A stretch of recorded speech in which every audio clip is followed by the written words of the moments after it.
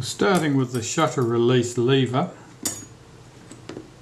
first I'll just put a little wipe of molybdenum paste on the shaft.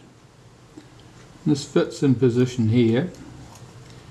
Need to make sure it connects up underneath the B lever to pull the B lever upwards, and I'll swing the spring back into the case with the tip of a screwdriver, make sure it's tucked in.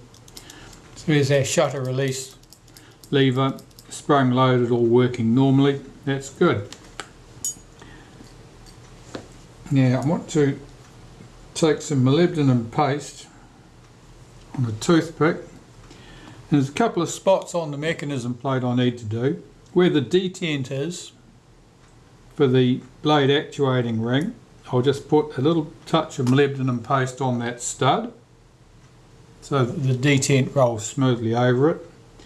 And on the blade actuating ring on this stud here and its opposite side here, I'll give them a wipe with molybdenum paste. Now I can take my main drive cam, quick wipe of the inside surface where it runs on the shaft.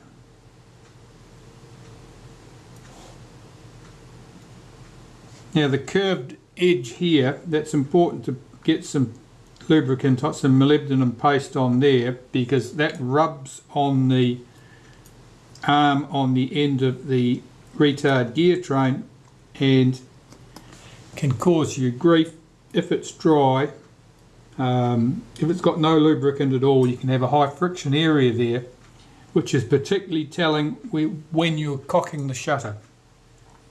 Now I've got the main spring here, drop that into position. The tab drops into a hole in the bottom of the cam, and swing this tab at the top around and hook it into place. So now you should be able to cock the shutter, swinging this across to the cocked position, swinging the main cam around until it cocks, and now if I hit the shutter release, the shutter fires. The action was so quick the B lever had no time to drop in and hold the shutter open on B. If I'd slowed the action down, the B lever would have had a chance to drop in. So I'll do that now. The B lever is now holding it shut. As I release, the shutter continues and closes. The shutter now needs the retard gear train, which fits here, and the self timer or delay action, which sits there. And both of those gear trains need to be flushed in solvent, and I haven't done that yet. Right, blade action. I've just cocked the shutter, pulled the main drive cam into the cocked position, allows me to drop the retard gear train into position, pull back this tab so that the tab is pulled back from the protrusion on the blade actuating ring.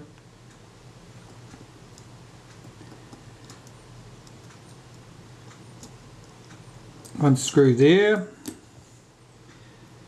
one screw here,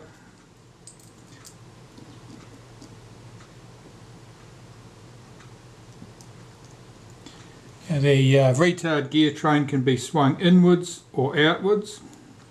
Inwards for greater engagement, outwards for lesser engagement with the main drive cam. Start it somewhere towards the middle of that range. And check that the shutter fires and times at approximately 1 second. That sounded pretty good. So the self timer or delay action, I'll just pull that out into the set position.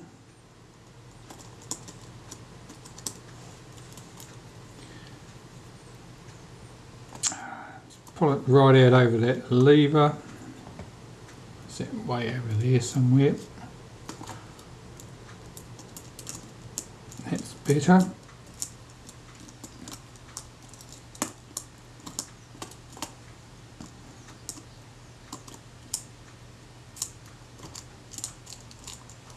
It's not wanting to play the game.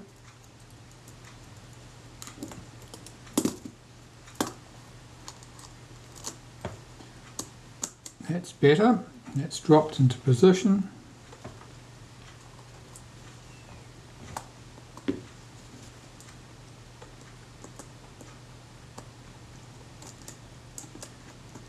There's a screw on the base of this that drops into a hole in the mechanism plate. You might need to wiggle it about to get that to seat correctly. I'll just check that runs down by holding back the tab. That tab would normally be held back by the cocking ring. That seems to work smoothly.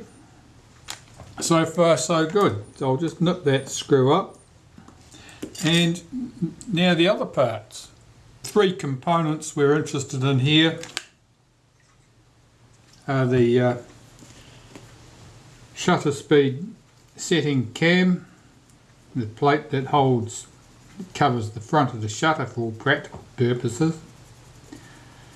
But it controls the position of the shutter speed settings and the B position, of course. Here's the cocking ring, and here I'm just removing old grease and along with any dust and dirt that it might contain.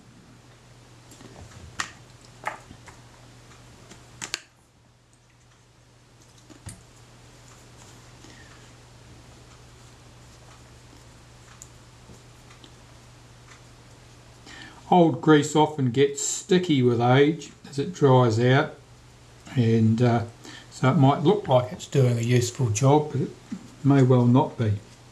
Might be gluing things together more than lubricating them. Right, that's those components. Back with the shutter.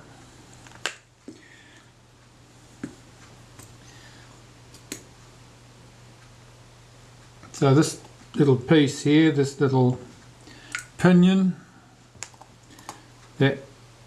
there's a tab on it that drives the main drive cam and moves it to the cocked position.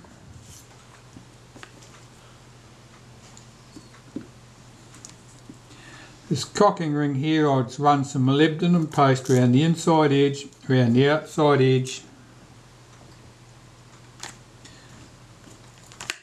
The spring on this hooks over the post here.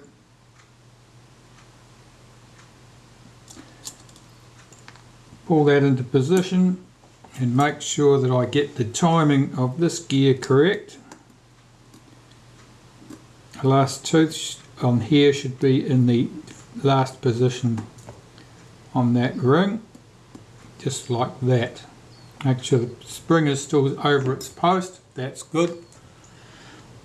Run some molybdenum paste around the inner edge and around the cam surfaces of this plate. That goes in position here. Make sure the B lever is not trapped under it. I've got that set in roughly the 1/8 of a second position.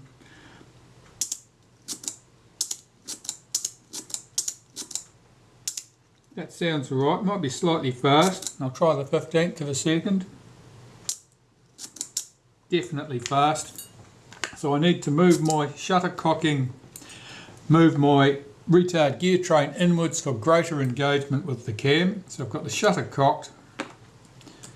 I'll swing that back out of the way, slacken the single screw that holds the adjustment, move the retard gear train in very slightly. That was probably too much, but we'll find out. The adjustment there is fairly subtle.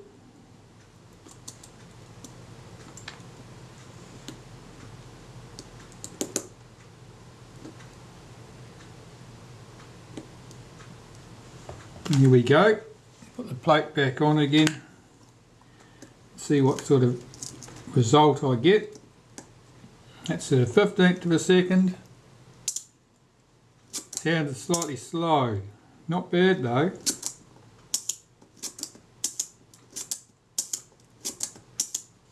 The 1/8 sounds slightly slow too.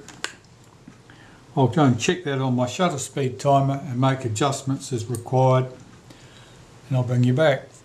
Okay, well that seems quite good. This is a 1/15. This is an 1/8.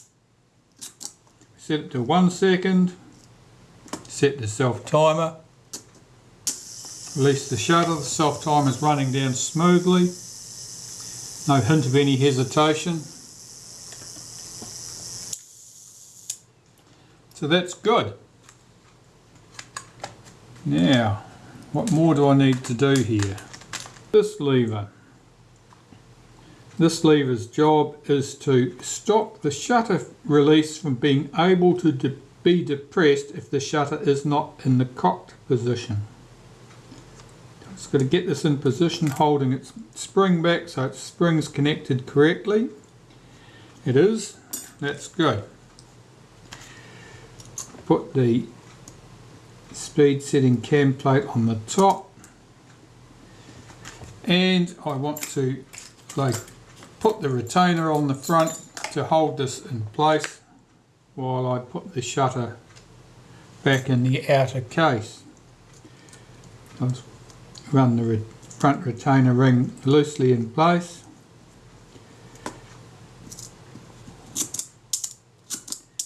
That shutter's running nicely, that's good.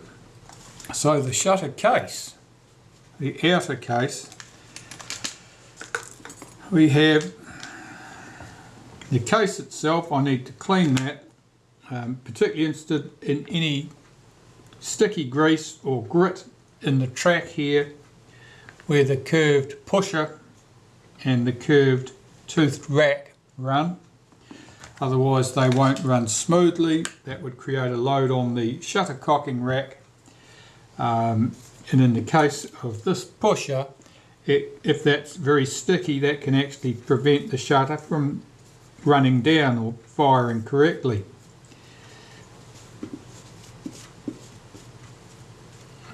So give this a good wipe inside and out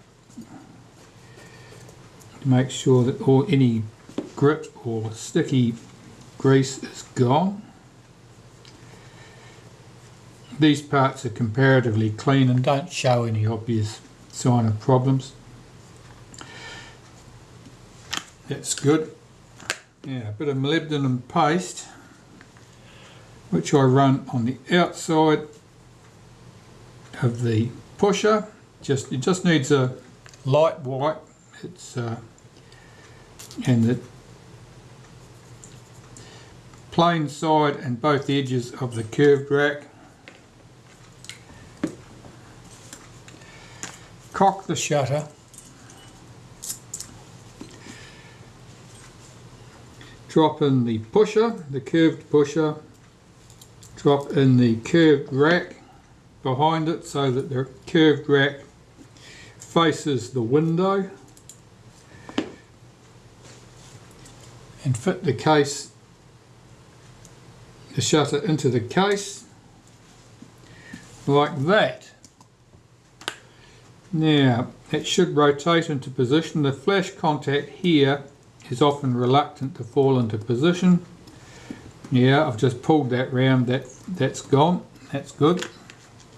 And there are 3 screws. One screw there, plain head.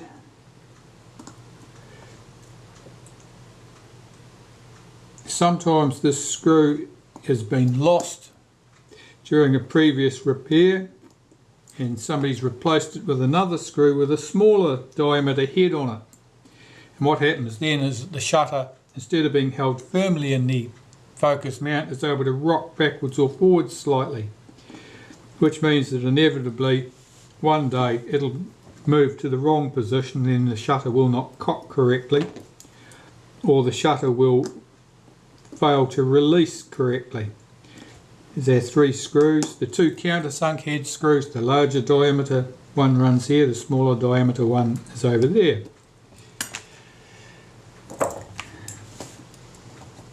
There's a little screw on the side here that holds the flash contact and firm contact there, and that's it. That's the back of the shutter done. You can still cock the shutter from the front here at the moment by hooking the tweezers in onto the cocking lever there. That's all good. I need to clean the front components to remove any old grease and dirt. and then assemble them to the shutter. So, remove that front retainer ring.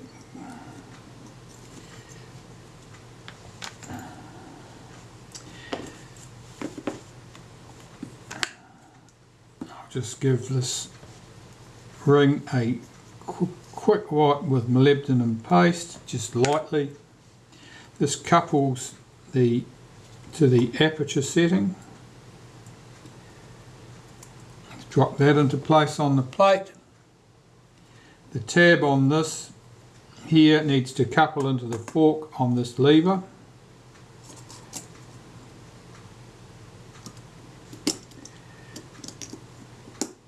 The two notches here and here need to couple to that shutter speed cam plate so that the two are together. That's good. Here's the aperture setting f-stop number repeater, if you like, that sits on top of that.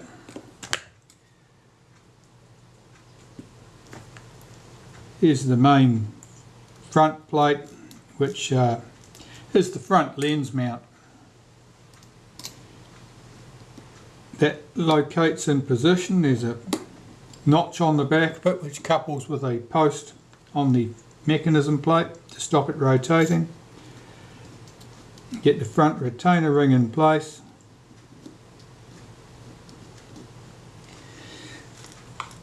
And I'll just rotate that down.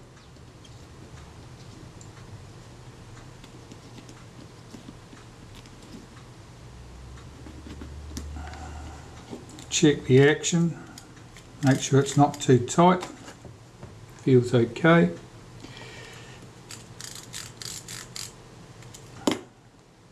It's not too loose, not too tight.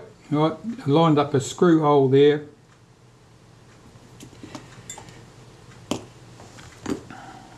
Check everything's coupled, that's good. And there's one tiny screw that holds that retainer ring in place. It's easily lost, and of course anything that's easily lost, there are no spares, because the spares were all used up a long time ago.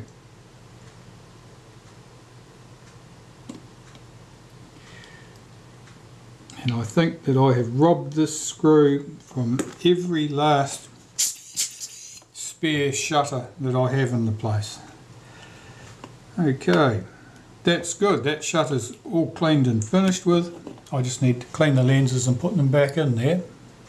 Before I clean and refit the lenses, I'll just clean the retainer, the rear retainer ring, shutter retainer ring, and the shim washers from the back of the shutter. And here I'm interested in getting rid of all the old oil and grease, which shouldn't be on there anyway. And likewise the metal and the paper shim here. Need to wipe off all that oil.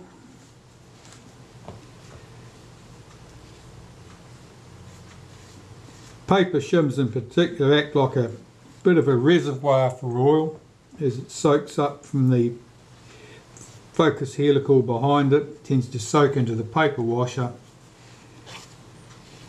I like to get them nice and clean and oil free. And here we have a metal shim. That's good too. Right, so normally if I've got a paper washer, I would normally put that on first, put the metal shim on over the top, so that the paper washer is not subject to any damage. The retainer ring, well, we can pop that loosely in place. I've still got to clean these lenses and put them in position. And then this is the last major component I need to work on prior to reassembling the camera body. So let's have a go at these lenses first. And normally I'm interested in cleaning any dirt or grease or oil residue off and around the inside edges of these lenses, front and rear. It's worth giving them a wipe, trying to avoid the glass area, just to remove any oils that might be present, because otherwise you will go mad. Just giving this a shake. No, that's fine. Just, you'll go mad trying to clean the glass if there's any oil present. Now I'll use some glass cleaner, clean my lenses, pop them in place. Just looking at these lenses, inspecting them. The front lens group looks okay. I've got a UV filter on here which is covering the front surface. I'll have a quick look at that. I can see some marks on that front surface. They are fungus marks. The traces look quite fine. They may or may not clean away smoothly, nicely. We'll pop that to one side. The rear group. The inner surface looks good. I can see one spangle there, one spot. And what they look like is like a tiny asterisk. They look like an asterisk. And that tiny asterisk, which you won't be able to see, it's quite sparkly, that will be a fault in the balsam layer. Nothing I can do about that. The lens would need to be separated, cleaned and re-cemented. You know, that's just up and beyond anything I'm capable of doing here, or have any interest in doing, because that lens, that rear part in particular, that's crimped in, probably cemented and crimped into the brass mount. So I can clean the outer surfaces here and I'll see what sort of a state that lens looks in after that. That little spangle of separation there, that's going to be there forever. They just look like a tiny bright asterisk. So I'll clean the inside surface first. Just looking at the state of the cotton bud here, it came off slightly discoloured, which is an indication that there was dust or oil contamination on that surface. I'll do the outside surface now.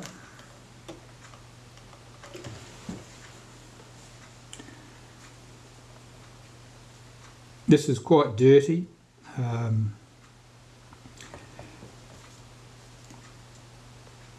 It's like an oily fingerprint on the back there. I'm going to have to use a couple of cotton buds to clean this one.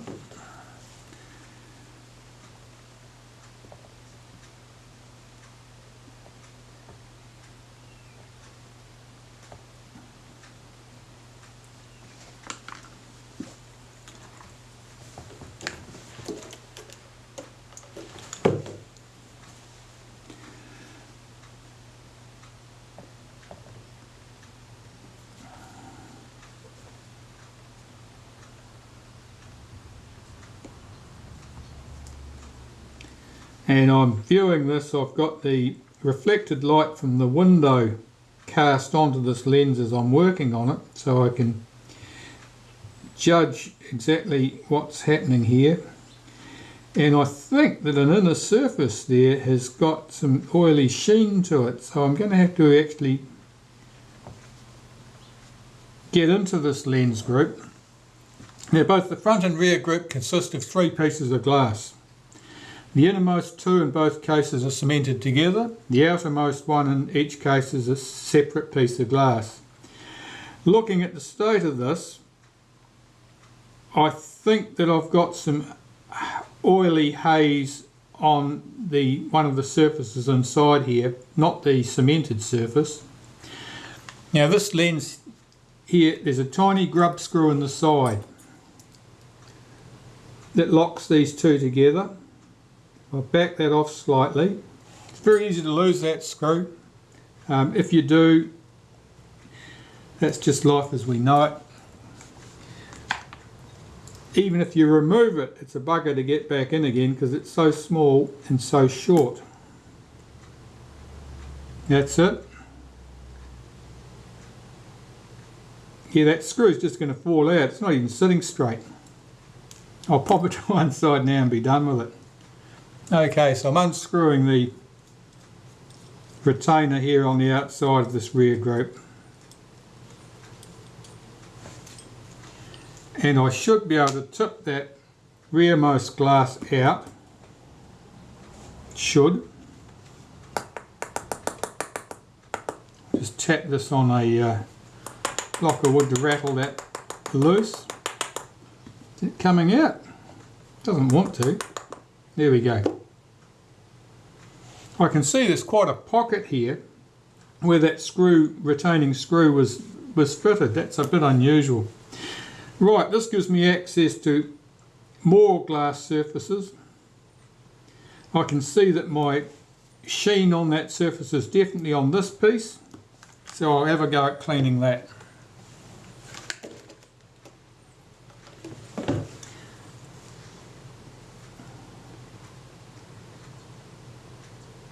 I don't know which surface it's on exactly, but I believe it's probably this surface, and we'll know once I clean it if there's any improvement.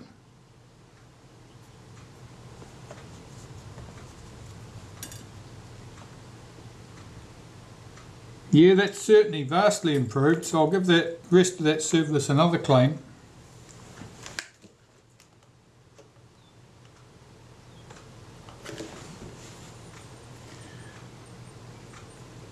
There's just a tiny smear on there now, and that's all.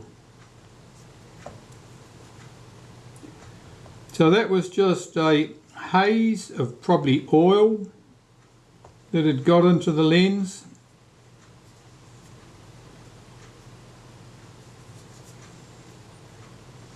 I'm just judging this by reflection of the window light. That looks good. That outside surface, I've got a better view of that. I'll give that a wipe.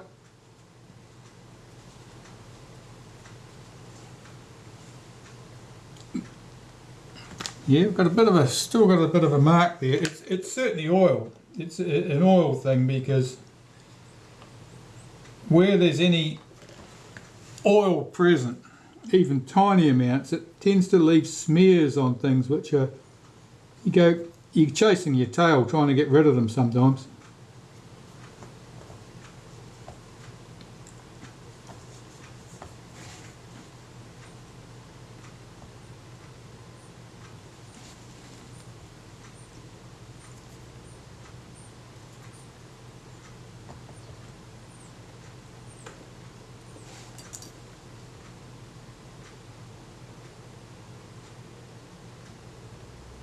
Yeah, that's much better.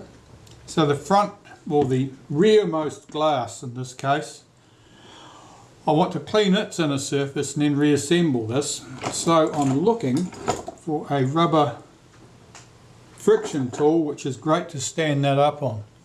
So I've got that rearmost piece of glass sitting on that rubber friction tool, which keeps it comparatively safe. I'm looking at the surface of that with the aid of the window light from the side, so I can judge my cleaning, the effect of my, it's certainly oily. That's just it's quite a nuisance.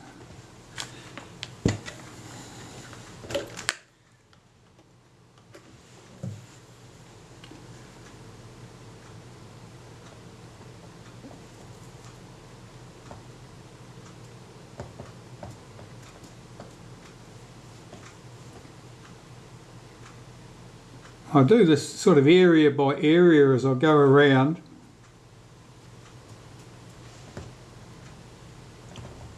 And it's just about done. It's about half of it done.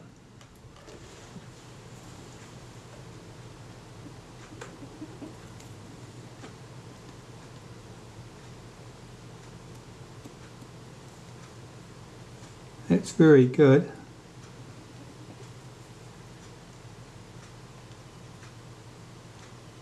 This surface is flat, or is so close to flat that you can't tell any difference. So it's easy to judge reflections on it. That looks okay. I'll blow any dust off it. Fit the rest of the rear group over it.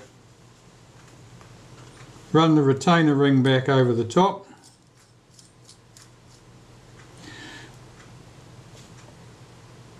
Do that up snugly by finger tight only. They don't need to be any more than finger tight. See if I can get that tiny locating screw back in place, that lock screw. If I can't, I won't be at all surprised or even much bothered. It's very hard to achieve.